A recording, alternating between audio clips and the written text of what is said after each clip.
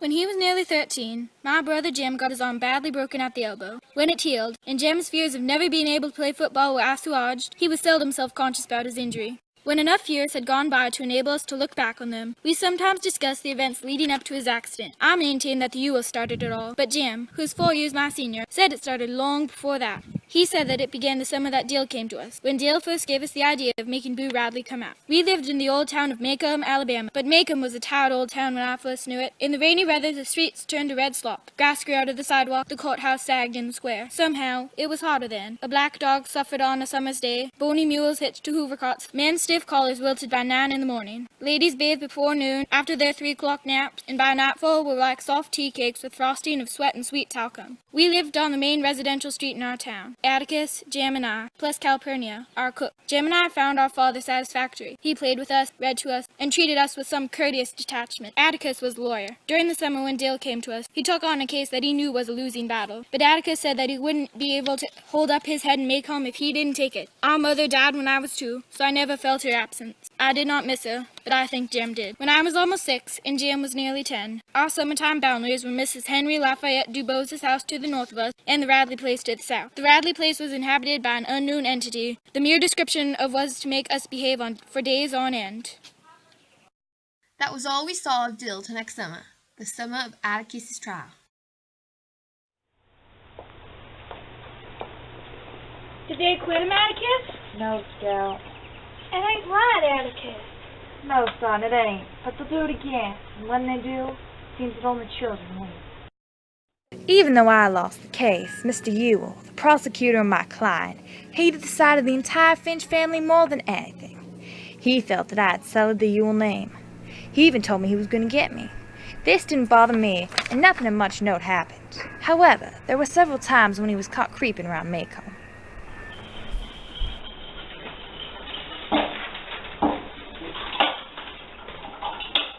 Summer came and went, and soon enough it was off to school for Jim and me.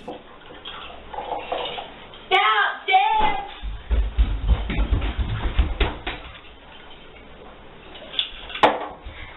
Scout, Jim, come back! Where are your manners? Thanks, Hal. You're welcome. Bye, Cal. Bye, honeys. Remember to be good. Now, Scout, no fighting. This year, the walk past the Radley place to the school was something we looked forward to. Jim, what's this? I don't know. It looks like a medal. Let's take it home and put it in the box. Wow, Jim, this is the best so far. We can add it to the twine, the chewing gum, the soap doll, the watch, and the pocket. The medal, too. You better get to school, Jim. You're right, Scout. Let's go. Scout and me wrote a note to whomever was leaving us the odd trinkets. But when we came to the tree one morning, old Mr. Radley was putting cement in it. He said the tree was sick, but Scout and I wondered. In October, the schoolhouse had a Halloween carnival. The second grade was to put on a pageant about the foods that Macomb County produced. So I was to dress as a ham. I was so tuckered out and fell asleep, and I didn't hear my part called. Miss got really mad at me, and I was so embarrassed I couldn't leave the schoolhouse and be seen. So Jim and I waited until everyone cleared out before walking home alone. The ham costume was awful hard to see out of, which made the walk home seem even more frightful than it was. I didn't hear.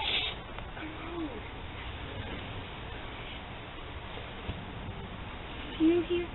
Did you hear that? Jim, are you trying to scare me? No, Scout, there's really something there. Guess it's nothing. Maybe it was just the wind.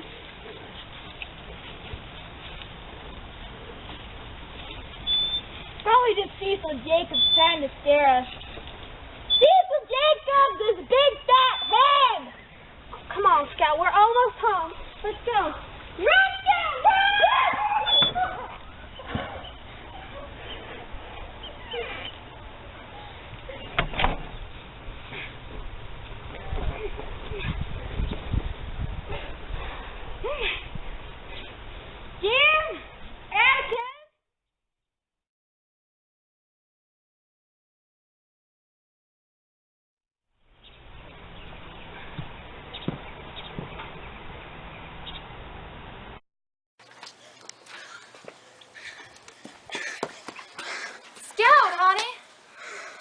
Are you all right? I'm fine, I guess.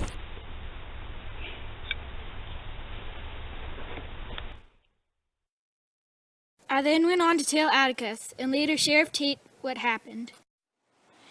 Is Jim okay? Yes, Gal. He only had his arm broken.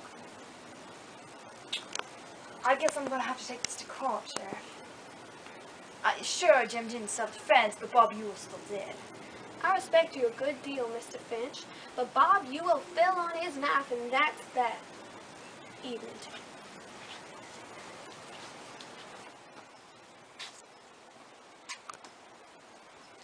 Evening, Mr. Riley. Thanks a lot for helping Jim and I back there. Can I walk you home?